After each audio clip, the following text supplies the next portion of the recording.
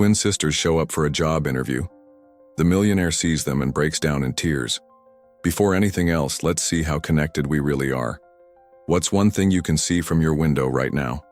The autumn rain drummed against the windows of the small apartment on Maple Street, each drop echoing the desperation that filled Victoria Thompson's heart.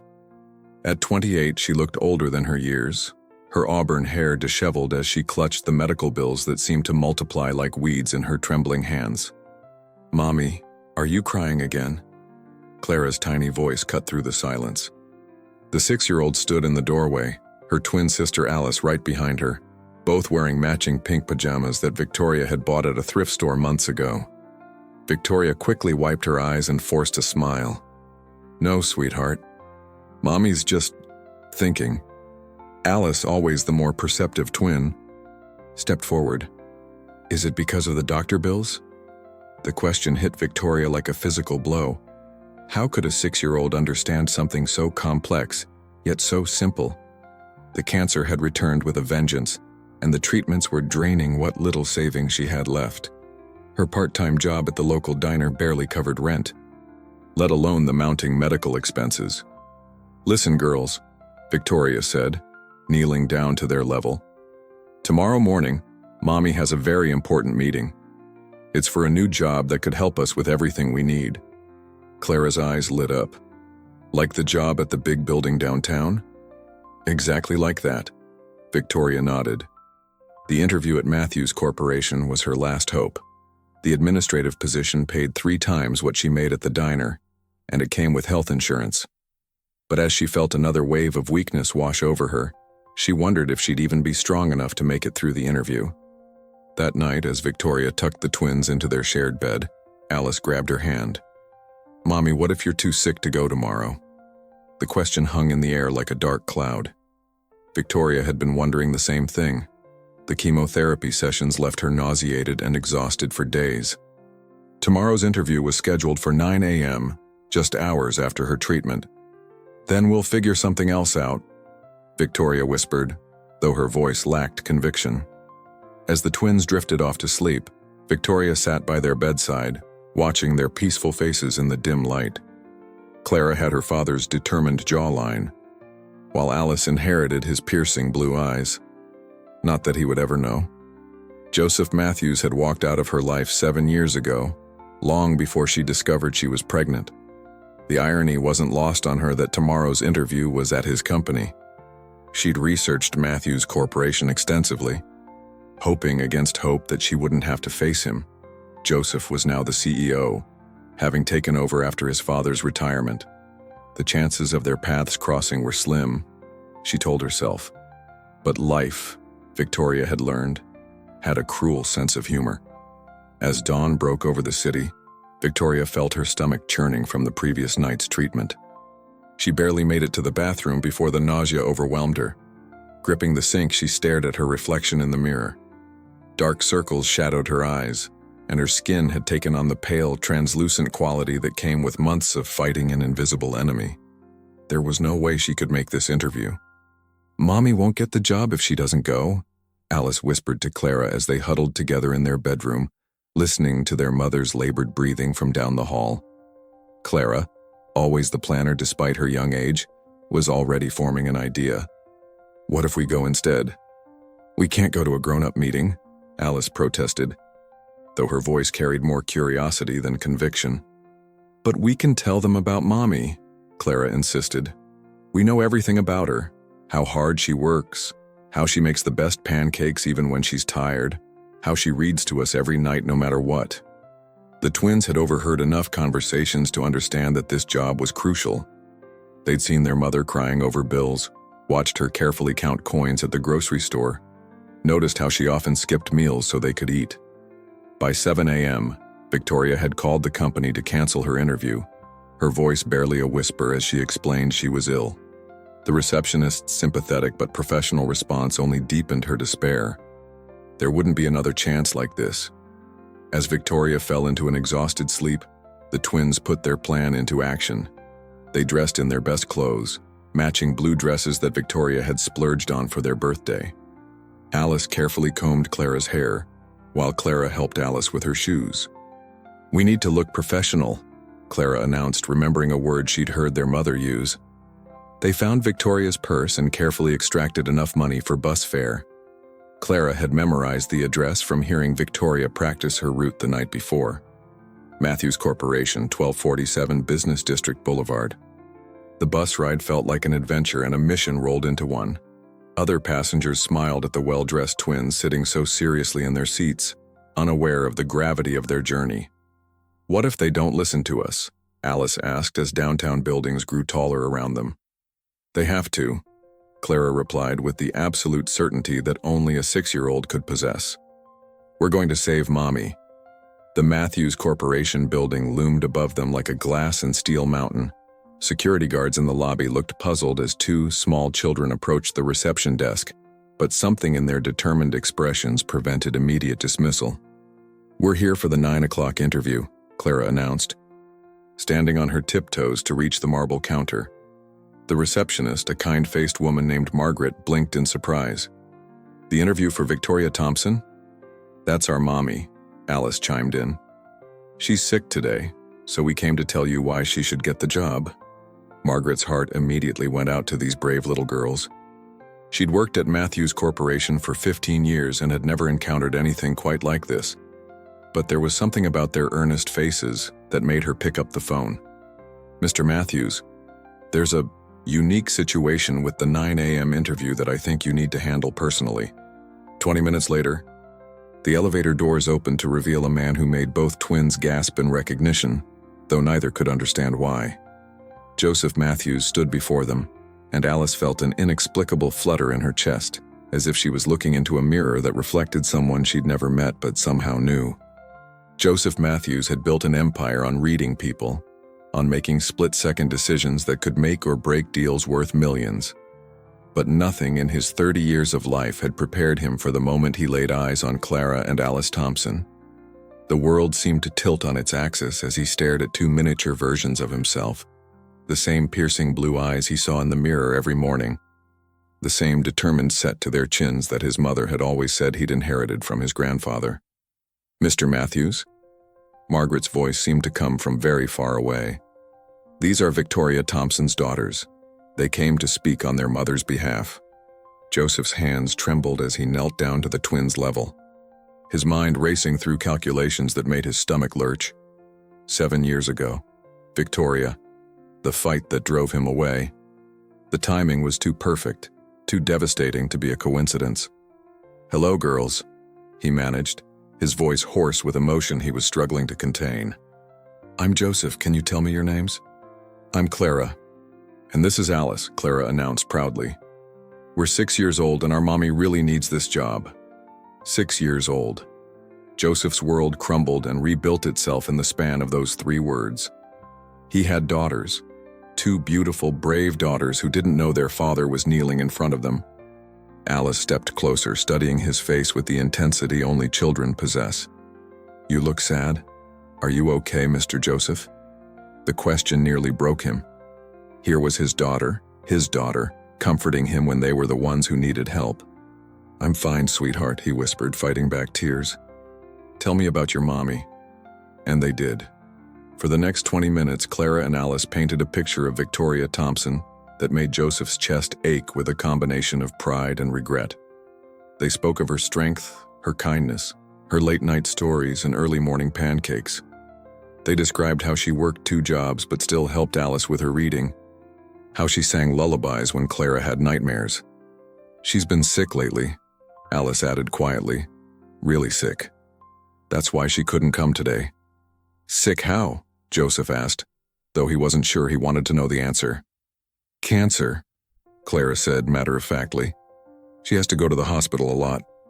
Sometimes she cries when she thinks we're sleeping." Joseph felt the ground shift beneath him. Victoria was sick, seriously sick, and she was facing it alone, with their daughters, his daughters. "She never talks about our daddy," Alice continued, unaware of the bombshell she was dropping. "But sometimes I see her looking at old pictures and crying." Joseph's heart stopped. "Pictures? What pictures?" "We brought something to show you," Clara announced, reaching into her small purse. She pulled out a folded piece of paper, Victoria's resume, but tucked behind it was something that made Joseph's vision blur.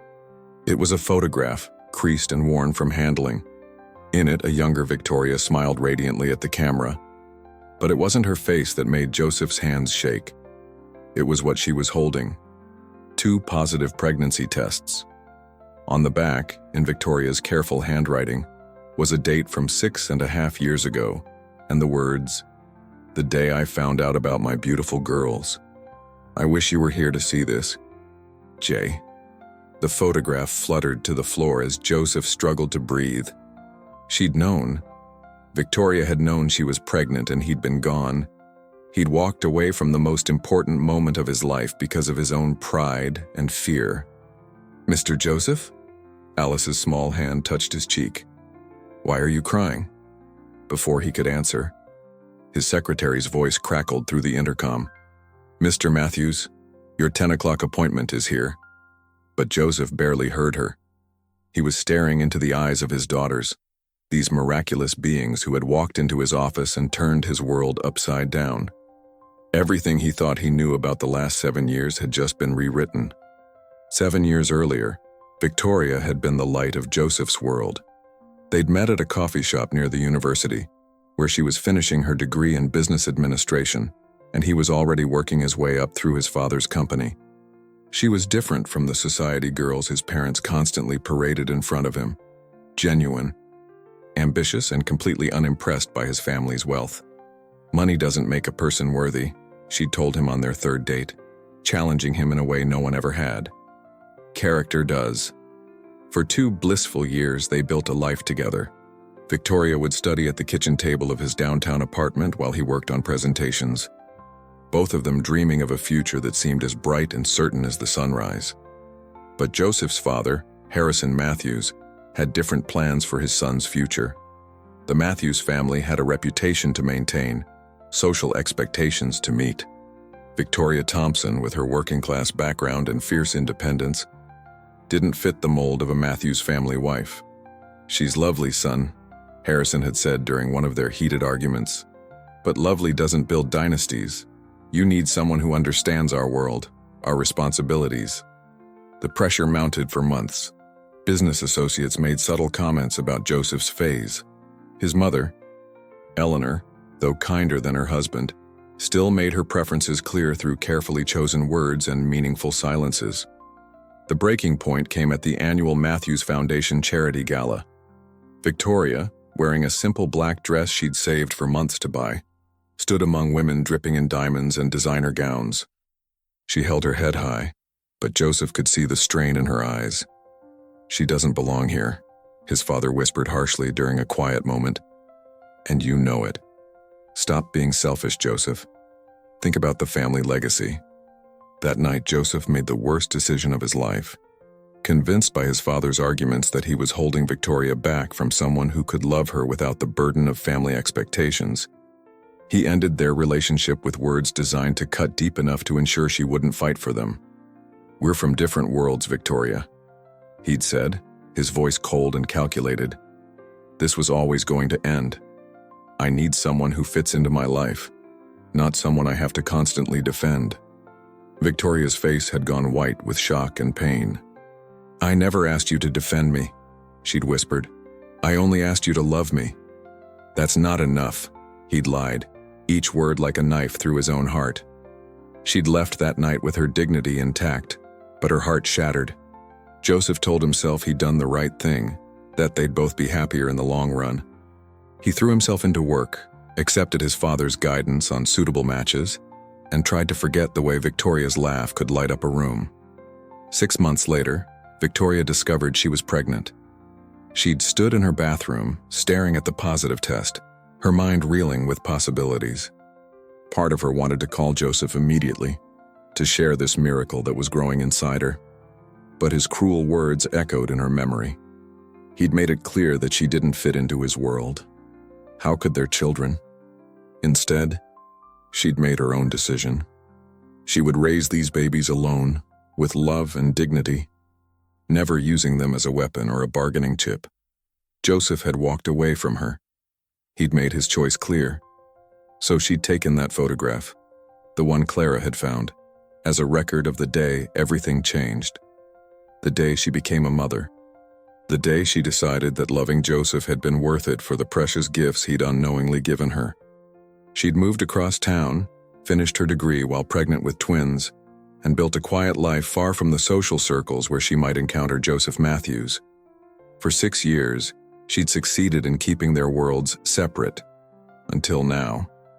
As Joseph stared at his daughters in his office, he understood with devastating clarity that Victoria had protected him from a truth that would have changed everything. She'd sacrificed her own financial security and emotional well-being to honor his cruel dismissal of their love, and she was facing cancer alone because of choices he'd made 7 years ago. "Mr. Joseph?" Clara's voice brought him back to the present. "Are you going to help our mommy get the job?" Joseph's mind raced as he looked at Clara and Alice, their innocent faces waiting expectantly for his answer. Every instinct screamed at him to scoop them up, to drive straight to Victoria, to somehow undo 7 years of separation and pain in a single moment. But life wasn't a fairy tale, and Joseph had learned the hard way that good intentions couldn't erase bad choices. "Girls," he said carefully, "I need to make some phone calls. Can you sit here for a few minutes?" He gestured to the plush chairs in his office, his voice gentle despite the turmoil raging inside him. As the twins settled down, pulling out coloring books from their small backpacks with the preparedness that spoke to Victoria's careful parenting, Joseph stepped into his private conference room and called his assistant. "Cancel all my appointments for the rest of the day," he commanded, his voice tight with emotion. "And get me everything you can find on Victoria Thompson. Current address, medical records if possible, financial situation. Everything. Sir, is this regarding the job applicant who—" "Just do it, Sarah. Now." Within 30 minutes, Joseph had a file that painted a picture both heartbreaking and inspiring. Victoria had graduated summa cum laude despite being pregnant with twins. She'd worked her way through a series of increasingly responsible positions while raising the girls alone. Her credit report showed someone who paid every bill on time despite obvious financial strain. And then there were the medical records his private investigator had accessed. Stage 3 breast cancer, diagnosed 8 months ago. The treatment was aggressive and expensive, requiring chemotherapy sessions that would explain her absence from today's interview. Joseph felt sick as he absorbed the details. While he'd been building his empire, expanding his father's company into a multinational corporation, Victoria had been fighting for her life. "Mr. Joseph?" Alice appeared in the doorway, having wandered over with the fearlessness of childhood. "Clara thinks you knew our mommy before. Did you?" The question hit him like a physical blow. How could he explain to a 6-year-old that he was her father? That he'd abandoned her mother before he even knew she existed? "Why would Clara think that?" he asked, kneeling down to Alice's eye level. "Because you look at her picture the same way she looks at that old photo she keeps hidden," Alice said with devastating honesty. "Like it makes you happy and sad at the same time." Joseph's throat tightened. These children were too perceptive, too wise for their age. Victoria had raised them to notice things, to care about feelings, to be emotionally intelligent in ways that would serve them well in life. "Your mommy is a very special person," he said finally. "And you two are very special girls for coming here today to help her." Clara appeared beside her sister, apparently having finished her coloring. "So you'll give her the job?" Joseph paused. The position Victoria had applied for was entry-level, barely paying enough to make a dent in her medical bills. But he was the CEO of this company. He could create a position, offer benefits that would cover her treatment, ensure that his daughters never had to worry about money again. The question was, how could he do it without revealing the truth? Victoria had kept his children from him for 6 years. She must have her reasons.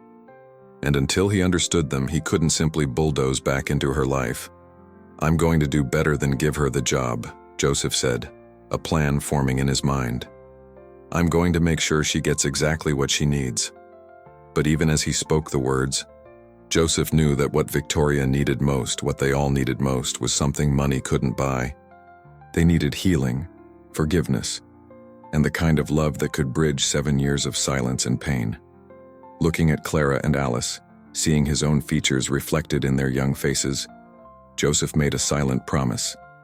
Whatever it took, however long it required, he would find a way to be the father these girls deserved and the man Victoria had once believed he could be. First, though, he had to figure out how to explain to two 6-year-old girls why their surprise visit had made a grown man cry. The revelation hit Joseph like a lightning bolt as he watched Clara absent-mindedly touch her chin while thinking, the exact same gesture he'd made countless times during board meetings. The way Alice tilted her head when concentrating was identical to his own childhood photos. These weren't just resemblances, they were genetic echoes, undeniable proof of a connection that went far deeper than coincidence. "Girls," Joseph said, his voice carefully controlled, "I need to ask you something very important. Has your mommy ever mentioned anyone named Joseph from before you were born?" Clara and Alice exchanged a look that spoke of shared secrets and whispered conversations after bedtime. "She has a box," Alice said quietly, glancing at her sister for permission to continue. "Under her bed. Sometimes she takes it out when she thinks we're sleeping. There are pictures in it," Clara added. "And letters she never sent. And a little blue box with something shiny inside." Joseph's heart stopped. The engagement ring. He'd bought it 3 days before their relationship ended, before his father's final ultimatum had torn apart his courage. It had been waiting in his apartment safe for the right moment that never came. "The shiny thing is really pretty," Alice continued innocently. "Mommy cries when she looks at it." The weight of 7 years of separation crashed down on Joseph like an avalanche. Victoria had kept the ring he'd never had the chance to give her. She'd held on to pieces of their relationship even after he'd destroyed it with his cowardice and cruel words. "Mr. Joseph?" Clara's voice broke through his anguish. "You look like Mommy does when she has the sad dreams." Joseph realized he was shaking. These children, his children, were trying to comfort him while their world was falling apart. Victoria was fighting cancer alone, struggling financially, facing an uncertain future, and still raising the two most remarkable little girls he'd ever encountered. "I need to tell you something," Joseph said, kneeling down so he was at their eye level. "But first, I need you to promise me that no matter what I say, you'll remember that your mommy loves you more than anything in the world." Both girls nodded solemnly, sensing the gravity of the moment. "I knew your mommy very well," Joseph began carefully. "A long time ago, before you were born, we cared about each other very much." "Were you boyfriend and girlfriend?" Alice asked with the directness of childhood. "Yes," Joseph whispered. "We were." Clara's eyes widened with sudden understanding. "Are you our daddy?" The question hung in the air like a thunderclap. Joseph felt tears streaming down his face as he looked at these beautiful children who'd just asked the question that would change all their lives forever.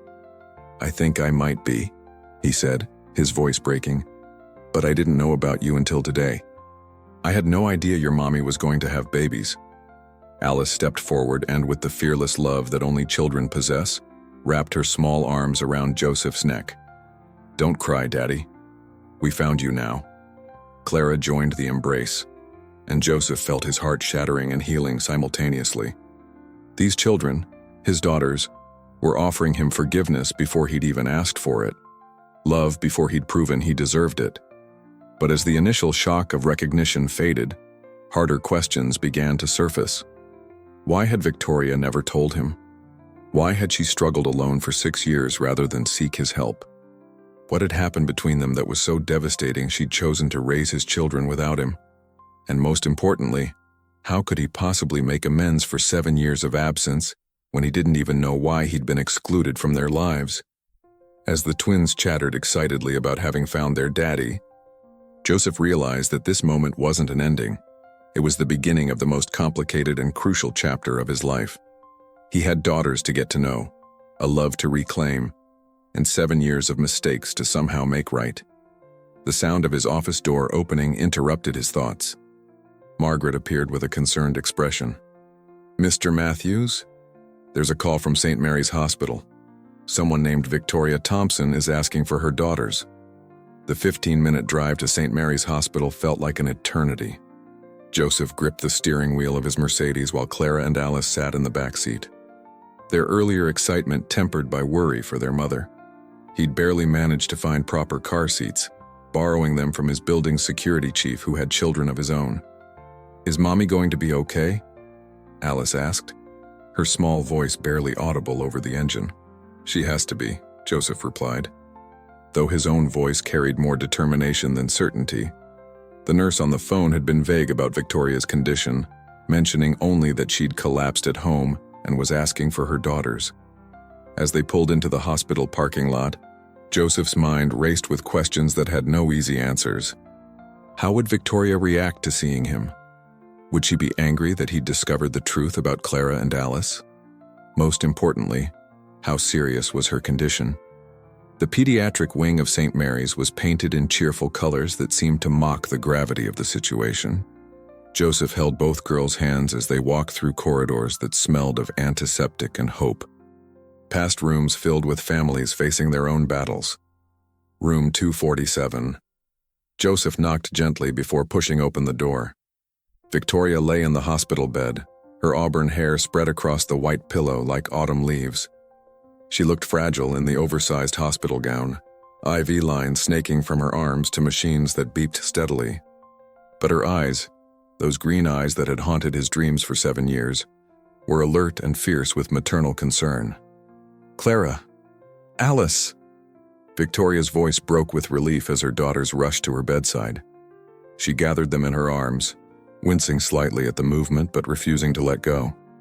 It took her a full minute to notice the man standing in the doorway, and when she did, the color drained from her already pale face. Joseph. His name escaped her lips like a prayer and a curse combined. "Hello, Victoria." Joseph stepped into the room, his heart hammering against his ribs. "The girls came to my office today. For your interview." Victoria's eyes widened in shock, then darted between her daughters and the man she'd loved and lost 7 years ago. "You went where?" she asked the twins, though her gaze remained fixed on Joseph. "We wanted to help," Clara explained earnestly. "You were too sick to go, so we went to tell them why you should get the job." "And we found Daddy," Alice added with innocent excitement. Victoria's sharp intake of breath was audible across the room. She looked at Joseph with a mixture of panic, anger, and something that might have been hope. "You told them?"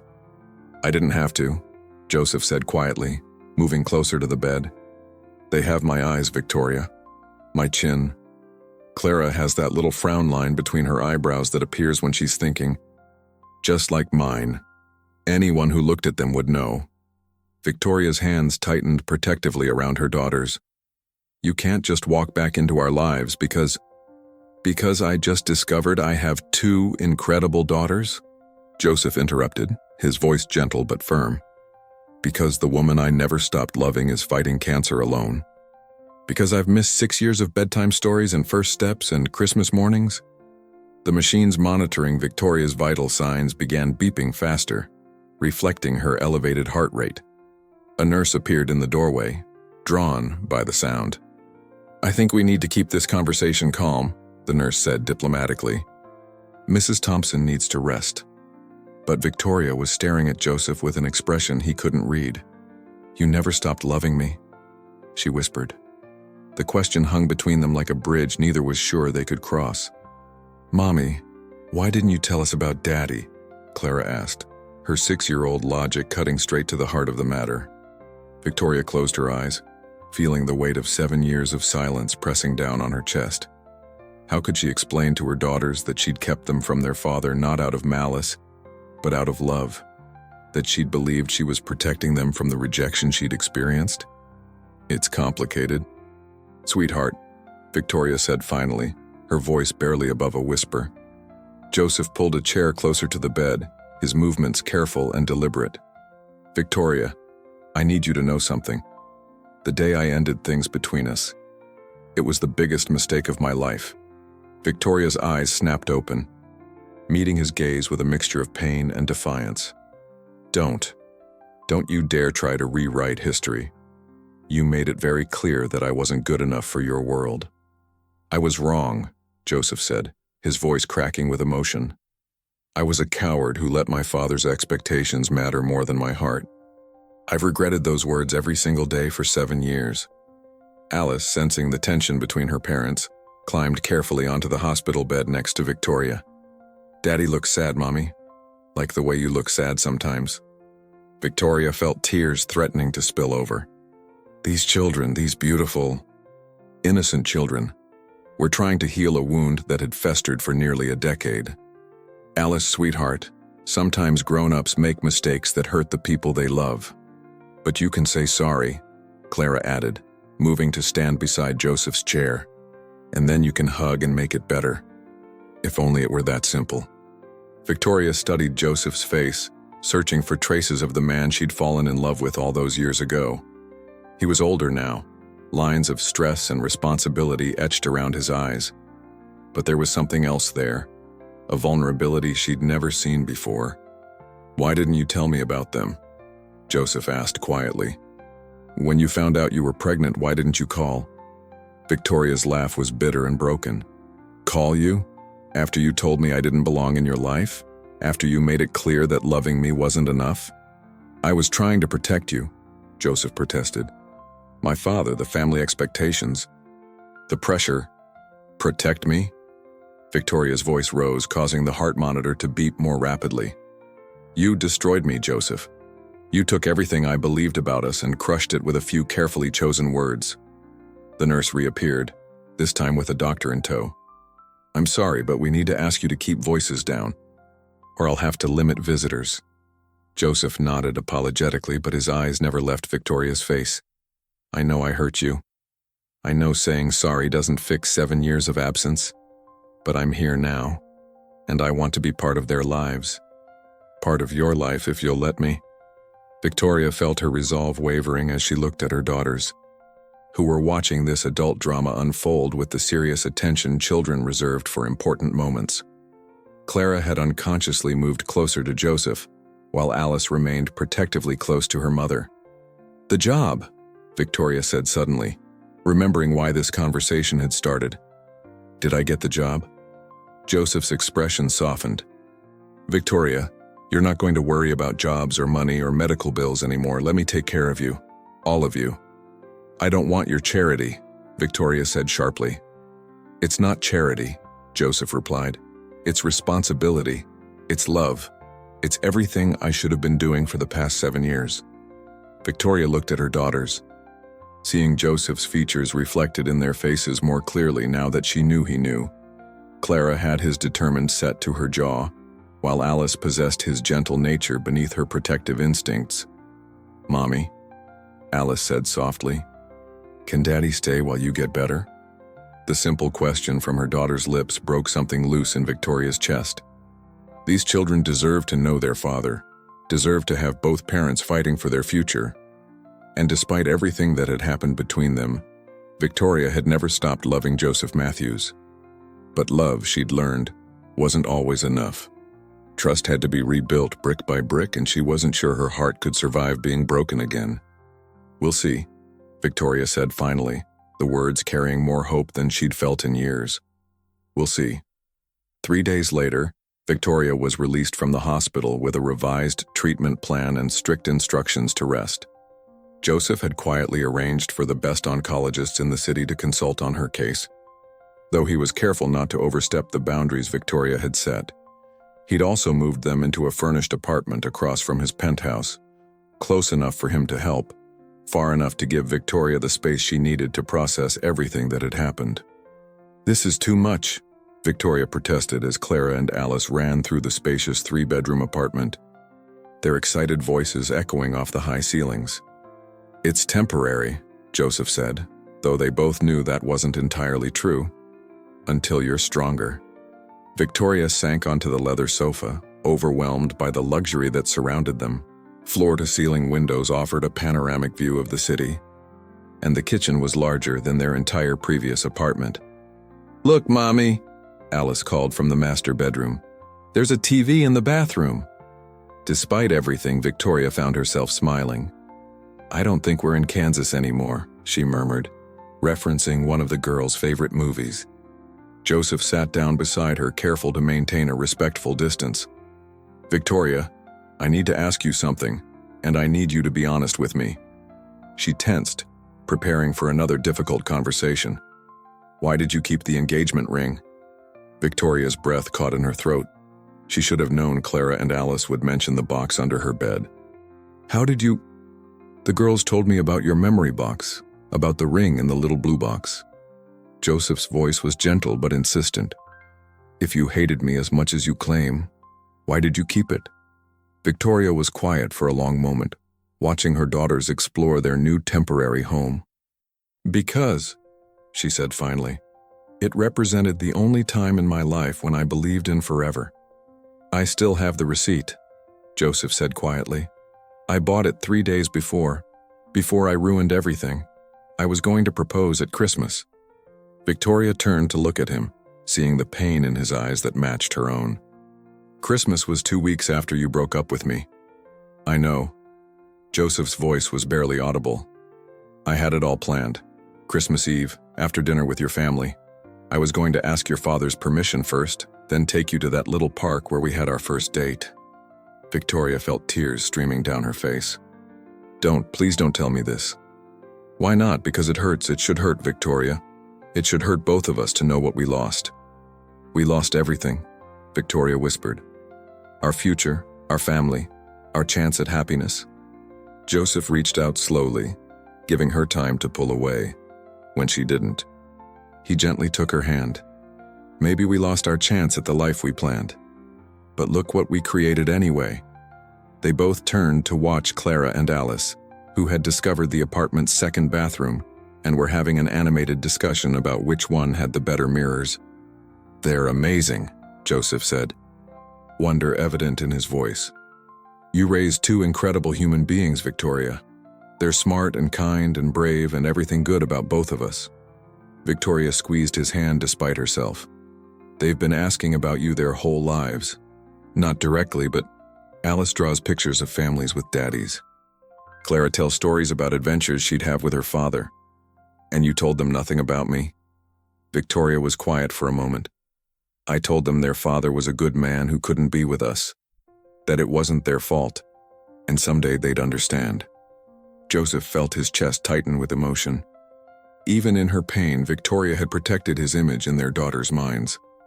There's something else, Victoria said hesitantly.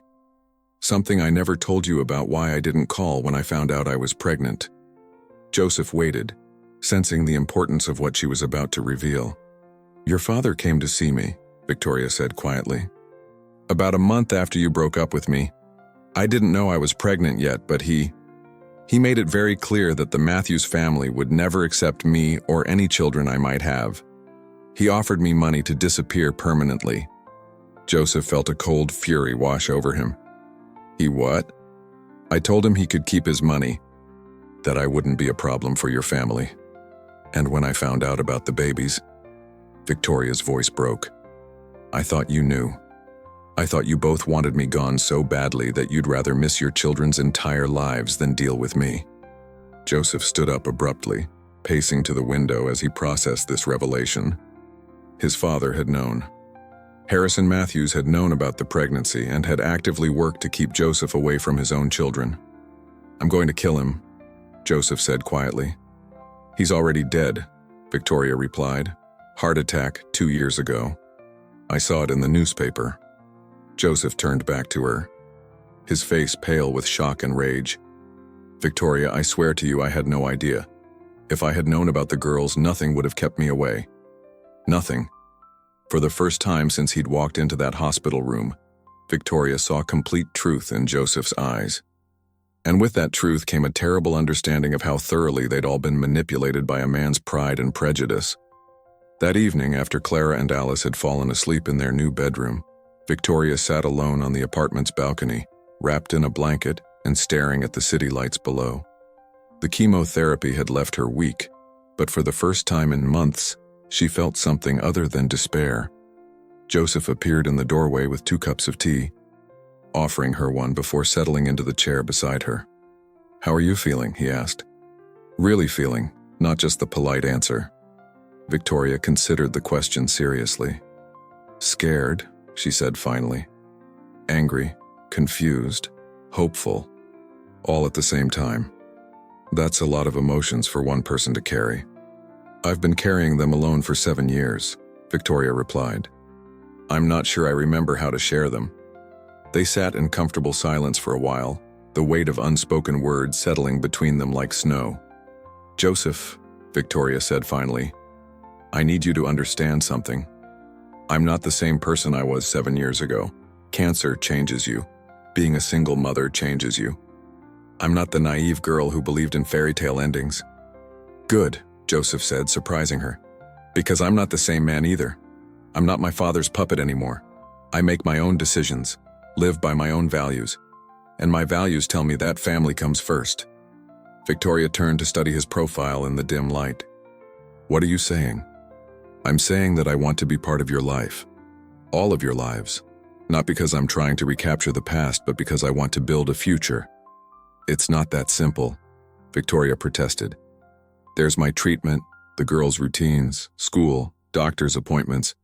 Then let me help with all of it, Joseph interrupted. Let me drive them to school, sit with you during chemotherapy, read bedtime stories, teach them to ride bikes. Let me be their father in every way that matters. Victoria felt her carefully constructed walls beginning to crumble. And what about us? What about what happened between us? Joseph turned to face her fully. What about it? We fell in love when we were young and stupid. Then I made a terrible mistake that cost us 7 years. But we're different people now, Victoria. Maybe it's time to find out who we are together. I'm sick, Joseph, Victoria said bluntly. I might not get better. I might not have years to figure things out. Then we don't waste any more time, Joseph replied simply. We start from where we are now. Victoria was quiet for a long moment, considering his words. Inside the apartment, she could hear the soft sounds of her daughters sleeping peacefully for the first time in months. They felt safe here, she realized. They felt like they belonged. There would have to be rules, she said finally. Joseph's heart leaped with hope. Whatever you need. No promises we can't keep, no grand gestures that might fall apart. Just honesty and patience, and understanding that some days I'm going to be too scared or too sick or too angry to be rational. I can do that, Joseph said softly. And you have to understand that Clara and Alice come first. Always. If you ever do anything to hurt them.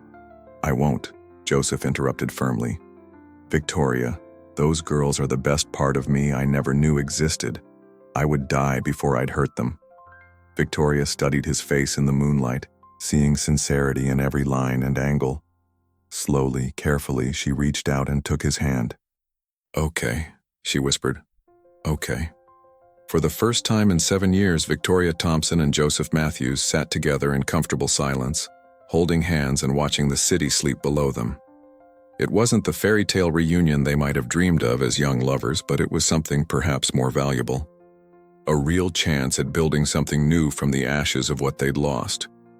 Inside, Clara stirred in her sleep and smiled, as if she could sense that the fractured pieces of her family were finally beginning to fit together. 6 months later, Victoria's latest scans showed what her oncologist called remarkable improvement. The experimental treatment Joseph had helped her access, combined with reduced stress and proper nutrition, had pushed her cancer into what appeared to be remission. Clara and Alice had adapted to their new life with the resilience of childhood, though they still occasionally woke up worried that their daddy might disappear again. Joseph had proven himself through countless small moments. Packed lunches, scraped knee band-aids, homework help, and bedtime stories that often ran longer than planned because he was making up for lost time. "Daddy, will you braid my hair for the school play?" Alice asked one morning, holding out colorful ribbons.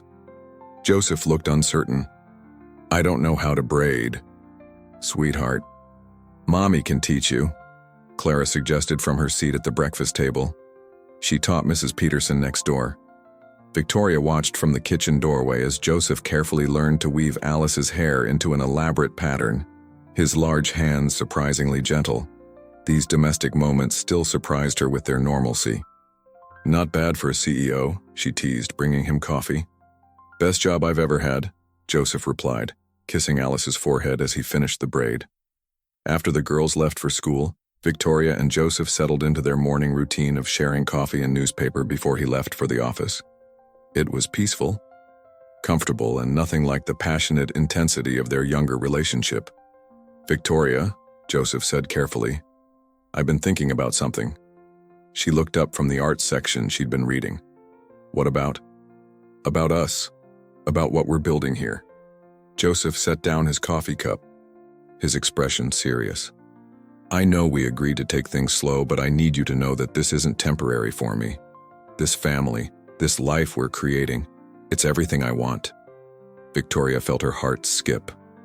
They'd been so careful these past months, focusing on the girls and her recovery, that they'd barely addressed the growing connection between them. "Joseph, I'm not asking for answers," he interrupted gently. "I'm just telling you where I stand. When you're ready, if you're ever ready, I want to marry you. Not because of the girls, not because of the past, but because I love who you are now. Today. This version of you who's strong enough to beat cancer and wise enough to raise incredible children and brave enough to give us another chance." Victoria felt tears welling up. "What if the cancer comes back? Then we'll fight it together," Joseph said simply.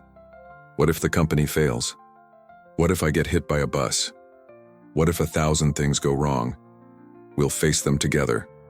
Before Victoria could respond, the apartment door burst open as Clara and Alice tumbled in, school backpacks flying. "We forgot our permission slips," Clara announced, racing toward the kitchen counter. "And my science project," Alice added, disappearing into her bedroom. Joseph and Victoria looked at each other and started laughing. This was their life now. Interrupted conversations, chaos, and love in the most ordinary moments. "We'll talk about this later," Victoria promised as the girls rushed back toward the door. "Bye, Daddy." "Bye, Mommy," they called in unison. Joseph caught Victoria's hand as she stood to follow them. "Victoria?" "Yes?" "I love our life," he said simply. Victoria squeezed his hand, her heart full of possibilities she was finally ready to believe in. "So do I." Christmas Eve, 7 years after the proposal that never happened. Victoria stood in front of her bedroom mirror adjusting the emerald green dress Joseph had given her that morning. It was elegant but comfortable, perfect for their quiet celebration at home. In the living room, Clara and Alice were vibrating with excitement over the pile of presents under the tree. Joseph had gone slightly overboard with gifts, but Victoria had stopped fighting his generous impulses months ago. The girls deserved to be spoiled a little. "Mommy, you look beautiful," Alice said, appearing in the doorway. "Thank you, sweetheart." Victoria knelt down to Alice's level. "Are you excited about tonight?" Alice nodded enthusiastically. "Daddy said there's one more present that's super special." Victoria frowned slightly. She and Joseph had agreed on a modest Christmas, focusing on family time rather than expensive gifts. "What kind of present?" "He said it's for all of us," Clara added, joining her sister. "And it's going to make you cry happy tears." Before Victoria could ask more questions, Joseph appeared behind the girls. He was wearing a dark blue sweater that brought out his eyes, and he looked nervous in a way that made Victoria's heart skip. "Girls, why don't you go check if there are any more cookies in the kitchen?" Joseph suggested. Clara and Alice exchanged knowing looks but obediently skipped away, leaving their parents alone. "Joseph, what's going on?" Victoria asked, noting his fidgeting hands and uncertain expression. 7 years ago, Joseph began. I had a plan. It was Christmas Eve, and I was going to propose to the woman I loved more than life itself. Victoria's breath caught. "Joseph, let me finish," he said gently, reaching into his pocket. "I was young and scared, and I let other people's expectations matter more than my heart. I lost the best thing that ever happened to me." He pulled out a small blue box, the same one Alice had mentioned months ago, the one Victoria had kept hidden under her bed. "But maybe," Joseph continued, dropping to one knee in their living room, "maybe some dreams are worth waiting for. Maybe some love is strong enough to survive years of separation and fear and misunderstanding." Victoria's hands flew to her mouth as tears began streaming down her face. "Victoria Thompson," Joseph said, opening the box to reveal the ring she'd dreamed about for 7 years. You gave me the two most incredible daughters a man could ask for. You fought cancer with grace and strength that amazes me every day. You turned our broken pieces into something beautiful. Daddy's proposing, Alice's excited whisper carried from the kitchen doorway, where both girls were peeking around the corner. Joseph smiled at their daughters before focusing on Victoria again. Will you marry me? Will you let me spend the rest of my life making up for the years we lost and building the future we always dreamed of? Victoria looked at this man kneeling before her, at their daughters watching with hopeful faces, at the life they'd somehow managed to rebuild from heartbreak and second chances. Yes, she whispered, then louder. Yes. Joseph slipped the ring onto her finger with shaking hands as Clara and Alice erupted into cheers, rushing forward to join the group hug that followed. I love you, Joseph murmured against Victoria's hair. All of you, my girls. We love you too, Daddy, Clara said solemnly. Forever and always, Alice added, because at 6 years old she understood that some promises were meant to last a lifetime.